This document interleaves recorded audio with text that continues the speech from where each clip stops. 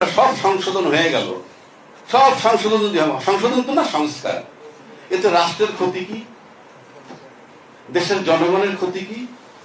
কিংবা এই সংস্কার হয়ে যাওয়ার পর কালকে সকালে কি জামাত ইসলাম ক্ষমতায় চলে আসবে, নাকি নাকি ছাত্র শিবির ক্ষমতায় চলে আসবে, নাকি ছাত্র লীগ ক্ষমতায় চলে আসবে? ক্ষমতায় আসার সাথে এই সংস্কারের সম্পর্কটা কি? তাহলে আপনারা বাস্তবায়ন করতেছেন না কেন? এইটা যদি, এই সংস্কারগুলো যদি হয়, রাষ্ট্রের ক্ষতি নাই, জনগণের ক্ষতি নাই, বিদেশের সাথে আমার সম্পর্ক নষ্ট হবে না, তাহলে সংস্কারটা করতে সমস্যাটা কোথায়?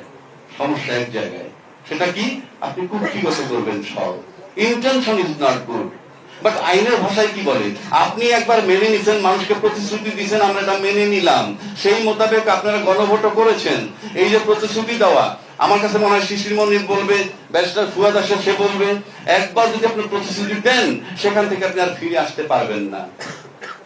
আপনাদের প্র্যাকটিক্যাল লাইফও দেখবেন, ঘরে ফ্যামিলিকে যদি একটা কথা দেন যে এটা করব, পরে দেখলেন যে আপনার অ্যাবিলিটি নাই, ফিরে আসা কষ্ট। তার মানে কি?